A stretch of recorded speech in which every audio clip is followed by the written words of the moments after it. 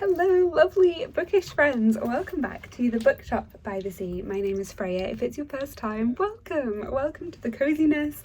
Welcome to the land of books, stories, magic. We're here because we want to spread goodness into the world. We want to spread joy, drink far too many cups of tea, and generally have a lovely time chatting about the books that we read. We're going to be doing book recommendations. I found a very old ancient book in the shop that I want to show you with some amazing things handwritten in there. And generally we're going to be preparing the bookshop for all of the kind of cozy events that we're going to be having through the autumn.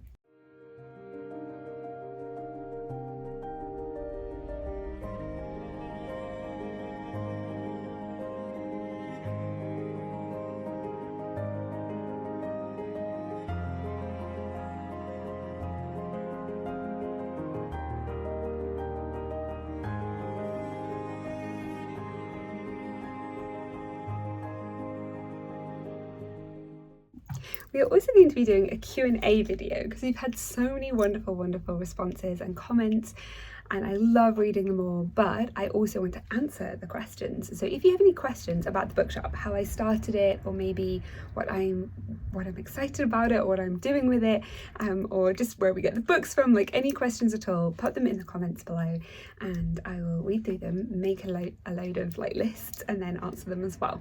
But for today, let's talk about, just dropping books over here, let's talk about the new tea that I've got in. I've got this cool straw. I don't know if anyone's seen these before. They've got like a filter so you can have loose leaf tea, and I've shoved about every herb in here. This is like herb soup at this point. But it has chamomile, raspberry leaf tea, lemon balm, marshmallow root, which is really anti-inflammatory, nettle, just everything that I think would be nourishing for my body in general. I wanted to show you this book that we just got in. It's also absolutely delicious. This book that we just got in, this is a proof copy of a book called Witch, spelled the Welsh way, I believe. It's coming out on the 23rd of October 2025. I love, like, this is PR done right, you guys.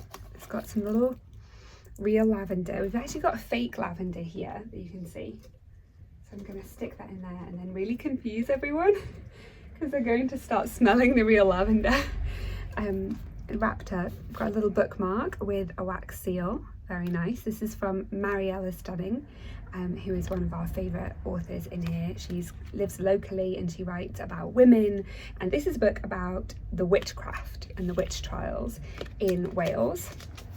I've also got a little handwritten note. There were many witches having chosen, nope.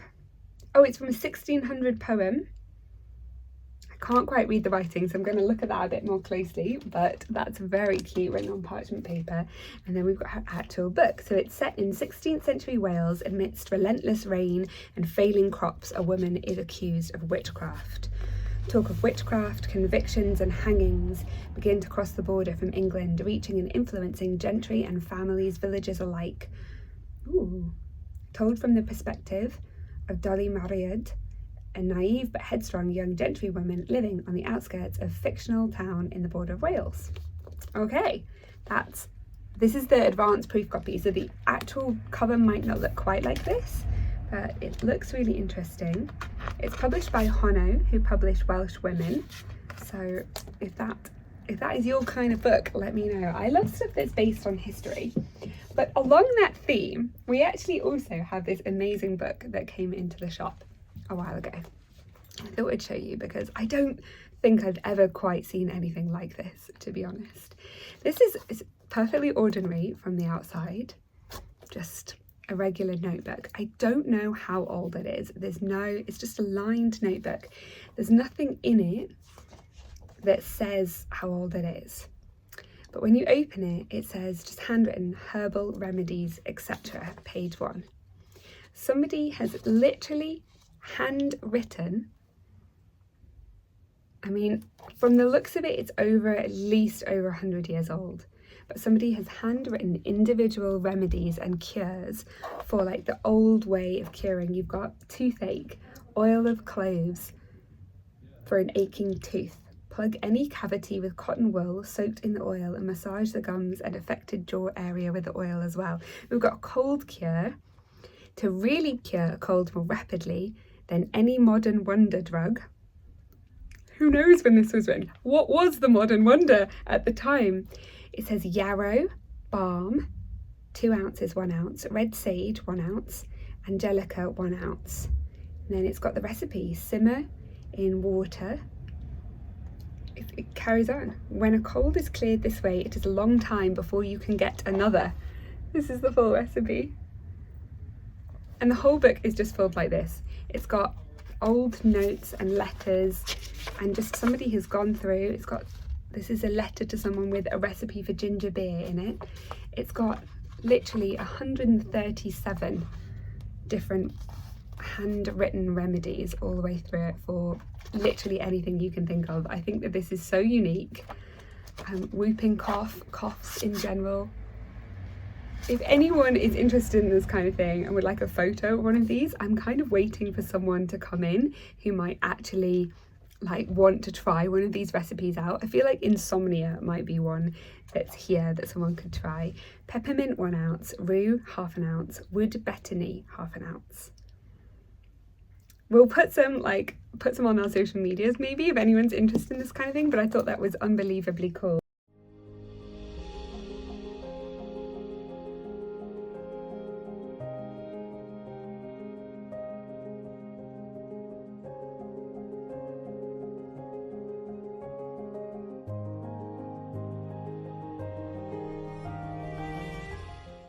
Okay, I had some little recommendations as well for you, because I thought since I was showing you pretty books, I would show you a couple of our other like most pretty books in my opinion. Everyone has their own taste, but I really love the old ones. This one is just stunning. Look at that colour, and it's called Olive, and I love that they've done it in an olive green as well. I think that's so beautiful. This one, it's almost bursting apart its bindings, and it makes me really want to take some kind of bookbinding workshop to be able to repair it. But it's published in 1850, this copy, and it's got like all of the beautiful, oh no, it was first published in 1850, this one's 1903, and it's got like illustrations that go all the way through it as well. I think that's really gorgeous. We are so excited to be announcing as well that we're going to be doing baskets. Would you like to see? I haven't really like done a full basket, but we're going to be linking up with the little 2 shops across the street that are our neighbours, that are also local independent shops. One of them does really cute things like handmade soaps, handmade candles, and like really adorable cozy socks, and one of them does like haberdashery, so it does, you know, embroideries and ribbons and things like that. And we're going to be making these like little baskets for winter, and we can post them anywhere in the world, and we're going to be putting in like a blind date with the book and maybe a classic, and we can even make them to order. Like if you say you really like a romance, maybe we'll put in like a romantic one, and like a pink candle and like some cutesy ribbons and embroidery and socks. I can show you the one that I've kind of planned already.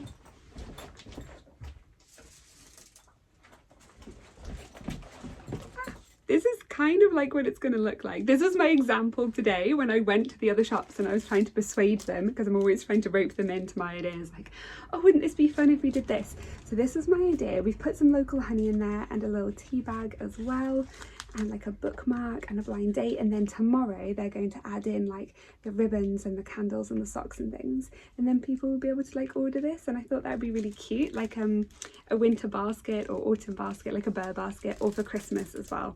So we'll see. I'll show you this one like when it's fully done, and maybe if people order them from us, then we could even wrap a couple of them on these YouTubes, which might be really fun as well. Secondly, going back to books, this one I think is just gorgeous. Oh my goodness, the gold. I just think that's so lovely, and it's got a lovely spine too. It's absolutely beautiful. This one, just even like the Roman numerals. Books were built to last. I feel like so many of the paperbacks that we have now are just not built to last in the same way, and so that makes me sad, because I want there to be books that are still going like 100, 200 years later. This one used to be in a library. It looks like it's been stamped out, but I don't know what it's about. A sandalwood trader and a girl called Poppy from the looks of it.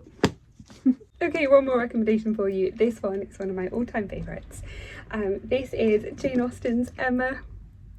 Have any of you read any Jane Austens? I'm sure you have, I'm sure you love them. You'll have heard me talk in so many of the other videos, but we haven't talked about any yet. So let me tell you about this one. This is just like a regular paperback.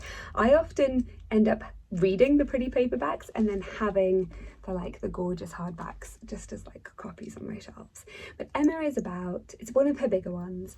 It's about Emma, who lives in a small like villagey town, and she's definitely the main event of that small town. She's pretty and wealthy and just she knows herself, and she's got this confidence of a young woman, and it's really about her realizing throughout the course of the book both her love for Mr. Knightley, who's her neighbour and best friend, which is absolutely just one of the nicest romances ever, but also the care that she needs to be having with the people around her. At the beginning she sort of acts as though the people around her, who are all lower in class than her, are sort of a bit of her playthings in the nicest way. She's not trying to be manipulative, but she wants to matchmake, and she wants to, you know, do good in her community, and she thinks that she can just play around almost as if the people around her are like little dolls that she's playing with. And throughout this she realizes the harm that that can do, and it's very gently done.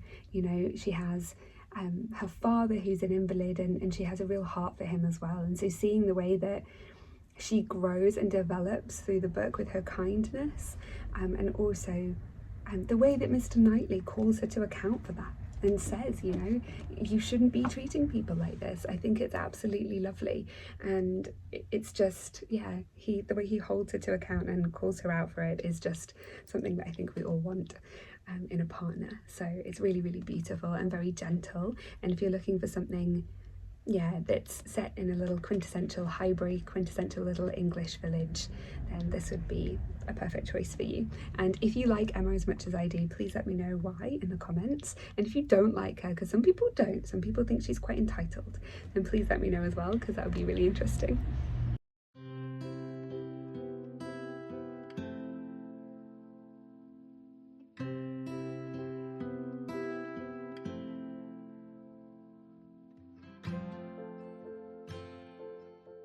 Okay, we have some upcoming events that I've been planning for kind of going into this colder season. I feel like people want to spend more time in the bookshop as well.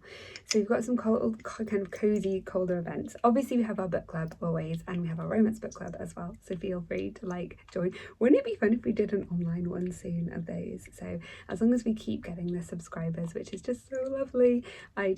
Yeah, I'm so grateful for every single one. I know I say that, but I really am. Then maybe we can do some kind of online. But for now, we're going to be doing a study session in the bookshop every week, because we've got students coming back to the town, and seeing how stressed everybody gets, I think it's really lovely to just offer this cozy, warm, beautiful space and see if people would like to come in. So Wednesday afternoons we'll be having study sessions, and the students can come in, bring their laptops, bring their worries, and we'll make them cups of herbal tea and just be that calming presence of like, oh yeah, everyone who works here has already graduated and it's going to be okay, you're going to manage. And I just want to say, if you're a student yourself watching, like, please be assured you're going to get through this, it will be okay, and yeah, it's going to be all right. And I hope that you also have a cozy place like this that you can come to and kind of work with other people as well.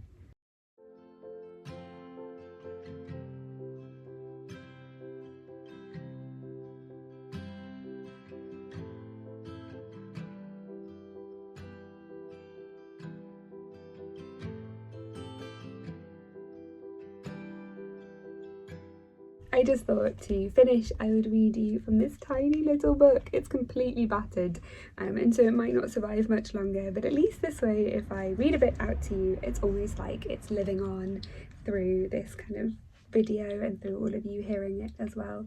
This is a tiny little hymn book. I think it's from 1948. Oh, it was published in 1922, this one. Selected and revised in 1894, and somebody had it in 1948 here. This is from hymn number 49. Deeper than the depths beneath, free and faithful, strong as death, we shall see his glory soon, when the work of grace is done, and we share his throne above. Such to us his wondrous love. This alone is our complaint, that our love is weak and faint. yet we love him and adore. Oh, for the grace to love him more. Thank you for watching, friends. See you next week.